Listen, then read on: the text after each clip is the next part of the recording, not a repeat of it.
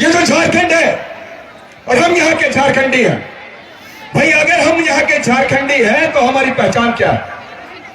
ये बात उठती है बार बार और इस सवाल का जवाब आज तक हमारे किसी भी सरकार ने नहीं दिया।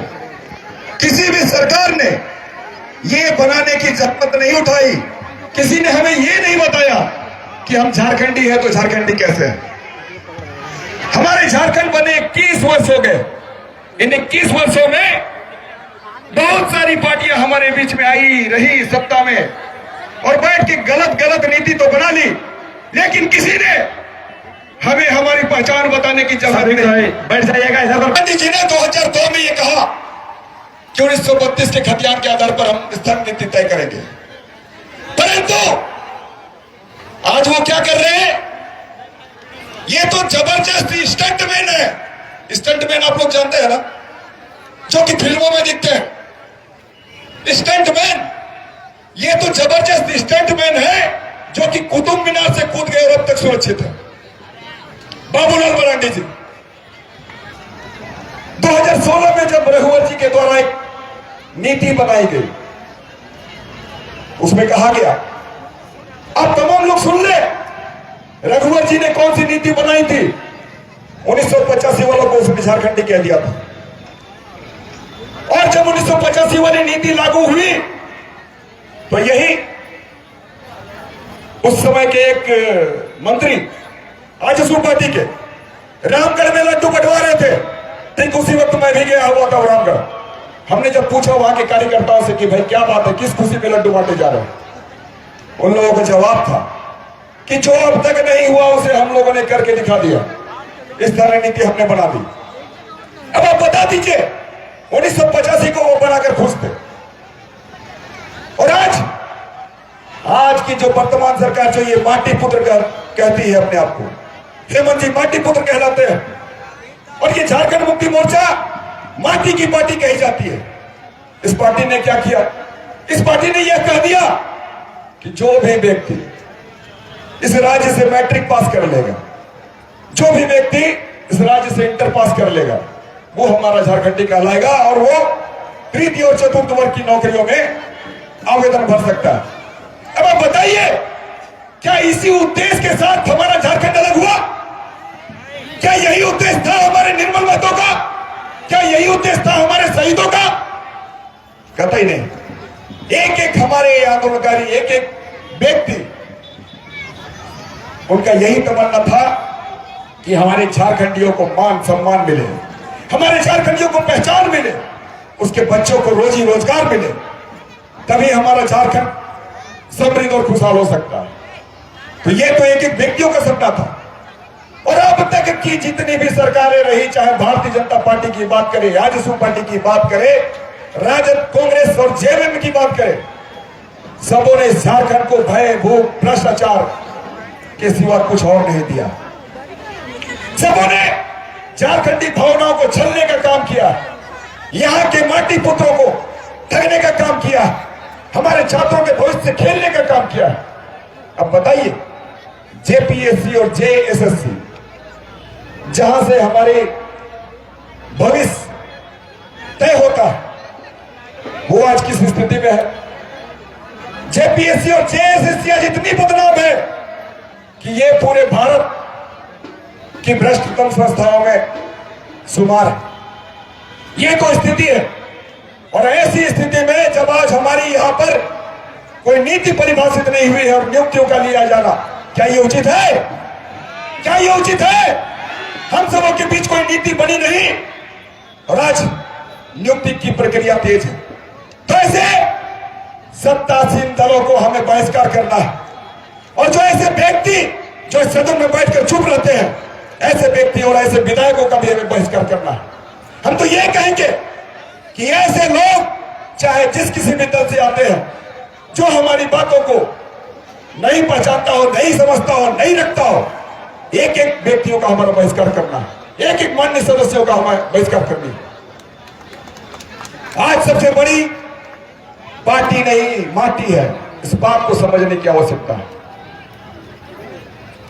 ये सरकार वर्तमान समय में क्या करती है? कि हम 24 घंटे काम कर रहे हैं, इस राज्य के हित में कदम उठा रहे हैं। भाई मैं तो ये कहना चाहता हूं कि काम करने की बात, दीमक का आप सारे लोग जानते हैं, दीमक समझते हैं ना। दीमक 24 घंटे काम करता है, किसी भी मिट्टी को खोखला कर दे, किसी भी लकड़ी को खोखला कर देता है।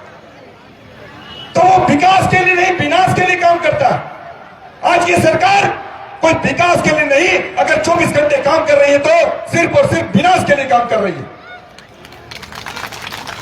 हम लोग सपना देखते हैं, हम लोग ये सपना देखते हैं, और हमारे झारखंडी भाई, हमारे माटी पुत्र और पुत्रियां भी यही सपना देखती हैं कि हमें हमारे हाथों को रोजगार मिलेगा, नौकरियां मिलेंगी, और हमारा झारखंड समृद्ध होगा, खुशहाल होगा, और हमारा झारखंड ऊंचाइयों की बुलंदियों को छूटेगा। यही सपना हम लोग देखते हैं। अरे सपना वो नहीं है जो हम लोग रात को सोते हुए देख ले, सपना तो वो है जो हमें सोने नहीं देते। और आज हमारा एक एक युवा साथी, चाहे बेटा इस झारखंड खतियानदारी हो या फिर बेटी खतियानदारी हो, वो इसी सपने में सो नहीं पाते।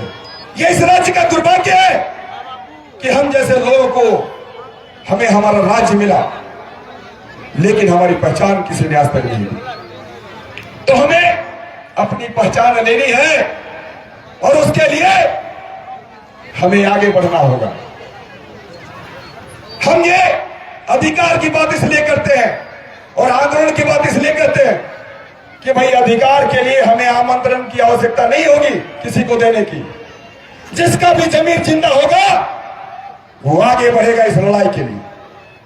आप लोग को आगे आना है, क्योंकि आप लोग इस माटी की संतान है, आप लोग इस माटी के पुत्र और पुत्रियां। अपने बच्चों के भविष्य की अगर थोड़ी भी चिंता है, तनिक भी चिंता है, तो आपको हर एक वो व्यक्ति से मुकाबला करनी होगा जो इस राज्य का विरोधी है। और राज्य का विरोधी कहने का यह मतलब हमारा है, या तो बाहरी व्यक्ति है या फिर अंदर का व्यक्ति है।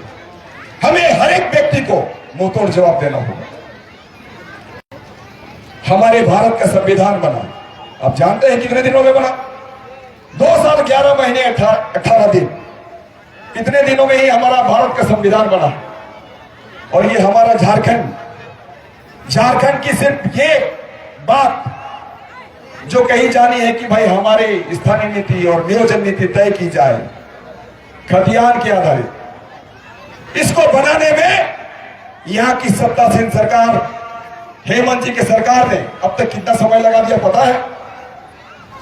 लगभग 3 साल, 14 महीने पहले के थे और 2 साल से अधिक अभी हो गए।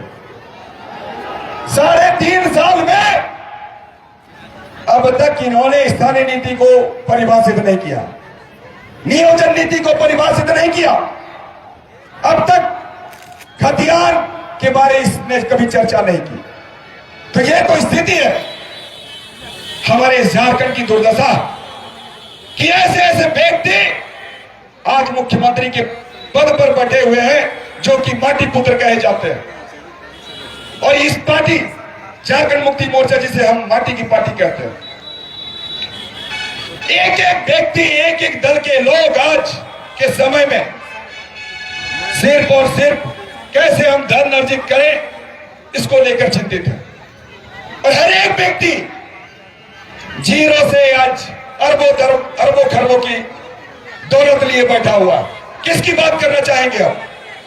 जिसकी भी बात कर ले, जितने भी शीर्ष नेता कहे जाते हैं, या तो सुप्रीमो कहे जाने वाले की भी हम बात कहते हैं, कुछ नहीं था इनके पास, लेकिन आज के समय में अरबों खरबों की दौलत है।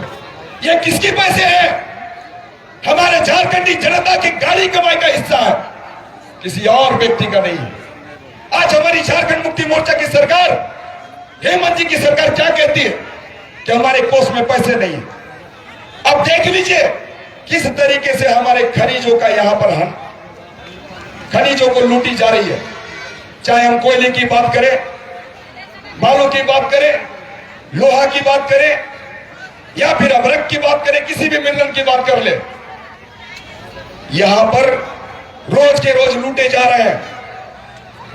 कालाबाजारी हो रही है, माफिया हावी है, और सरकारी तंत्र और ये सरकार की मिलीभगत से फिर भी ये कहते हैं कि आज हम सबों के पास में कोस नहीं है। तो आज सबों को अपनी अपनी चिंता है। आने वाले दिनों में मैं ये कहना चाहता हूं कि एक एक व्यक्ति जेल के सलाखों पे होगा। वो लोग इंतजार कर ले, और ये हम ही नहीं, पूरा जमाना देखेगा। आप तो मैं यही कहना चाहता हूं कि भाई मैंने पार्टी छोड़ी है, मेरे तेवर नहीं छूटे हैं। हम में भी अभी वही जोश जुनून जज्बा है, जवाबदेही है, क्योंकि हमने खतियान के लिए लड़ रहा हूं और लड़ता रहूंगा। ये तो हम छीन के ले लेंगे। आप सम्मानित साथियों को मैं ये बताना चाहता हूं कि किस तरीके से वर्तमान समय में हमें जो हमारे हक मिलने चाहिए, उन हक को हमसे छीना जा रहा है। अभी CNT-SPT एक्ट की बात कर रहे थे भाई जयराम जी। निसंदेह हमारी जमीनें छीनी जा रही है। अगर हम समय रहते नहीं चेत जाए तो आने वाले जो हमारे पीढ़ियां होंगी वो लोग हमें गाली देंगे। और यदि हमें गाली बर्दाश्त करनी है तो चुपचाप रहे, आंखें बंद किए रहे। और यदि हमें यह सोचना है कि आने वाली पीढ़ियां हमें याद करें, हमें कहें कि वो हमारे पूर्वज थे जिस पर हमें फख्र होता है, अगर ऐसी बातें आप सोचते हैं तो निसंदेह एक एक व्यक्ति को यह जिम्मा तय करना होगा। एक एक व्यक्ति आज गांव में जाकर, टोले मोहल्ले में जाकर, कस्बे में जाकर 100 आदमी और 1000 लोगों को यह बताने का काम करे कि हम झारखंडी और हम खतियानदारी। खतियान की बात मैं बार बार इसलिए कहता हूं कि हमारे भारत में 28 देश है और 28 राज्य हैं, और इन 28 राज्यों में 18 राज्य ऐसे हैं जिन्होंने अपनी स्थानीयता की परिभाषा खतियाना तय की। तो आज जब हम खतियान की बात करते हैं तो क्या कोई गलत करते हैं? हमें हमारा हक चाहिए, हमें अपने अधिकार चाहिए, और खतियान आधारित स्थानीय नीति परिभाषित तय होनी चाहिए। हम तो यही कहते हैं। तो इन्हीं बातों के साथ आप तमाम सम्मानित सज्जनों को, हमारी मां बहनों को, हमारे युवा साथियों को, बड़े बुजुर्गों को, छोटी बहनें, हमारे छोटे भाई को, सबों को हम क्या कहते हैं? खतियानी जोहार कहते हैं। मेरे साथ भाई पुरजोर खतियानी जोहार का नारेबाजी होना चाहिए। क्या है ना कि जोहार जोहार हम लोग जो बोलते थे, बाहरी लोग इस तरीके से बोलते रहते हैं कि लगता ही नहीं है कि वो बाहरी है, वो लोग सीख नहीं है जोहार बोलना। लेकिन जहां खतियानी जोहार की बात होती है, एक भी व्यक्ति आगे नहीं आता खतियानी जोहार बोलने के लिए। तो इससे हमारी पहचान हो जाती है कि कौन व्यक्ति हमारा अपना है। आप किसी भी बाहरी के पास में जाके बोल दीजिए तो खतियानी जोहार वो नहीं बोलेगा। तो जोरदार ये भाषा को, एक आवाज को बुलंद करिए मेरे साथ। ये नारा जबरदस्त होना चाहिए, पूर्वांचल मैदान गूंजना चाहिए।